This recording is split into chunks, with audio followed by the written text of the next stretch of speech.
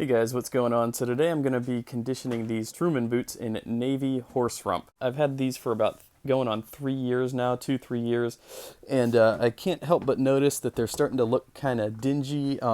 I will say that I'm not too familiar with how to treat the naturally dyed horse rump from the Merriam Tannery. I decided, you know what, it's time to finally give these a good conditioning, but I just wasn't sure of the best stuff to use, again, because Merriam Tannery, they do things a lot differently with their leather. I'm most familiar with Horween leathers. Horween has been around for so long, and their Chrome Excel and their Shell Cordovan that they use, so much time has gone by, and the test of time has sort of given us the solutions for how to best treat Horween leather.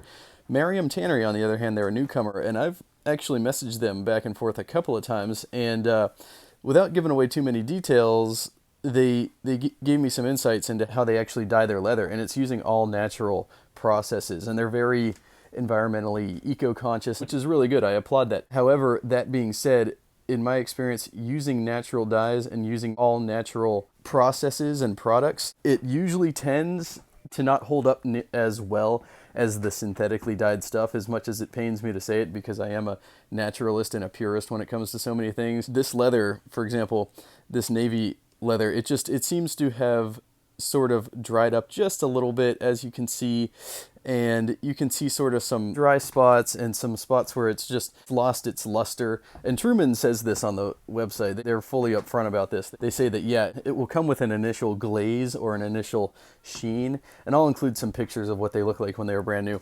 But yeah, that sheen will fade, and with that, there will come a time to actually treat and condition this leather. So actually, I posted a picture of these, and I asked the Instagram community recently what they would recommend using on horse rump from Merriam Tannery, and Truman actually came back and they said to use Bick 4 leather conditioner. And I actually didn't have any of that, so I decided, you know, it's time to order it. Truman recommends it.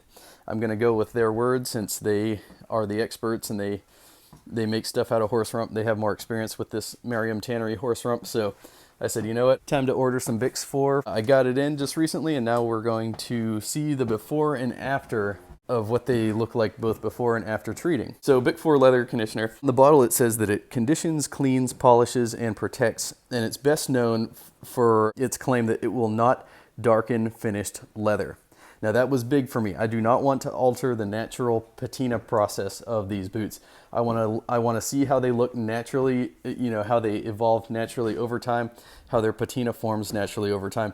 I do not want to add any pigments to these boots that will sort of artificially alter their patina trajectory, if that makes sense.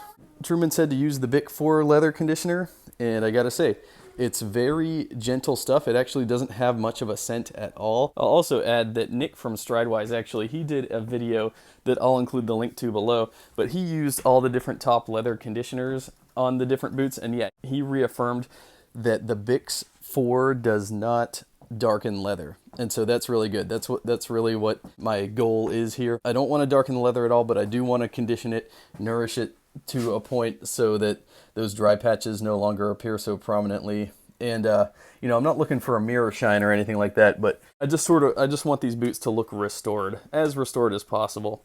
So that's what we're going to do today. I'm applying a generous amount to the surface of the leather.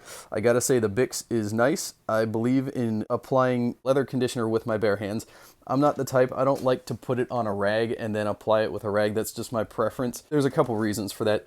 A, I think I do a better job with my bare hands of actually just massaging the conditioner into the leather.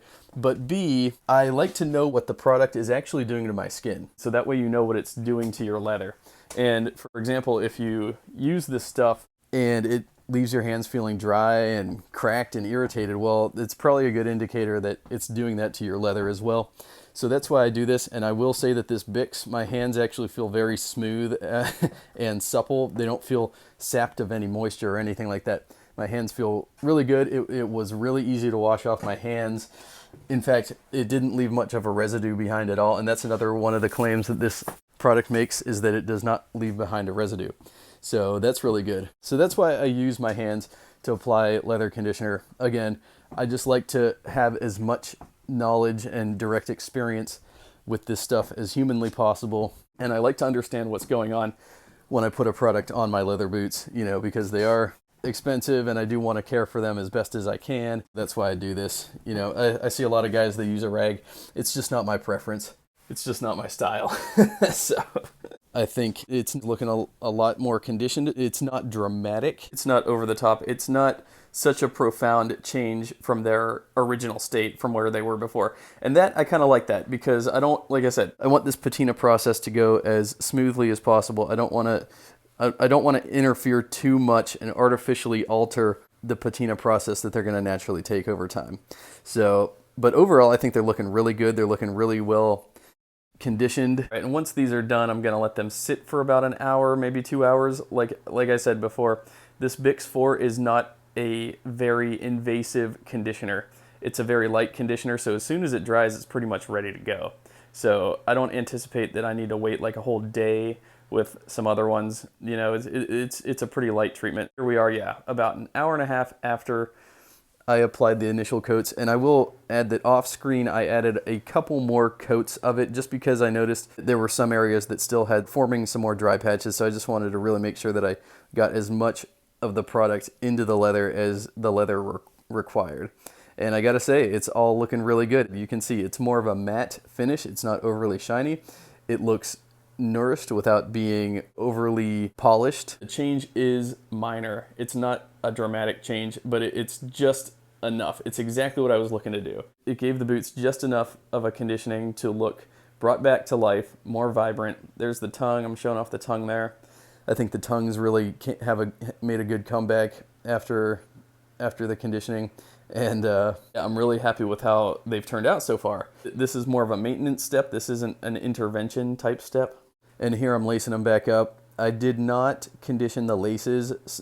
Sometimes I do, but this time I didn't do it. The laces are in fine shape, and I don't believe in intervening unless I feel like something needs to be done. And in these cases, the laces are holding up just fine, so there's no need to apply any conditioners to them or anything like that. These are really rough, really durable leather rawhide laces, and I haven't really been too rough on these boots. I wear them in semi-dress occasions, so I don't take them hiking or anything like that. So they haven't been overly exposed to much dirt or stress or debris or anything like that. So that's why I left the laces alone and just worked on conditioning the boots. All right, so there you have it. There's the end product. This is what they look like, all conditioned up. I think they look fantastic, and I'm really excited to be doing these conditioning videos because I actually just got a new iPhone. This new iPhone, I think I got the 10. It records in 4K. Whereas before I was filming my videos to be watched on an iPhone, but I have to say I recently played one of my videos on my high definition TV in 4K, and my God, the definition came out so good, probably better than real life. I'm not even exaggerating. I'll list if these videos are filmed in 4K, which they all will be. 4K quality moving forward. If you have a high definition TV and you really want to see what these boots look like, I would recommend turn these videos on your high definition TV, and you could really get a good, accurate sense of the depth of the leather and every little detail, every little fine detail of the boots. And I've really been having a good time watching these recent videos on my 4K TV because I'm not exaggerating when I say the boots look better than they would in real life on a 4K TV. So you get a lot better, a lot more accurate of an idea compared to if you were just watching these on your iPhone or on your computer or something. So anyways, that's going to do it for today. I just wanted to do a quick, simple video. I am on Instagram. You can follow me there. My username is AeroSurferLV. I'll be posting pictures of these as they continue to patina and continue to age. So anyways, thanks a lot for watching, guys, and I'll see you in my next video.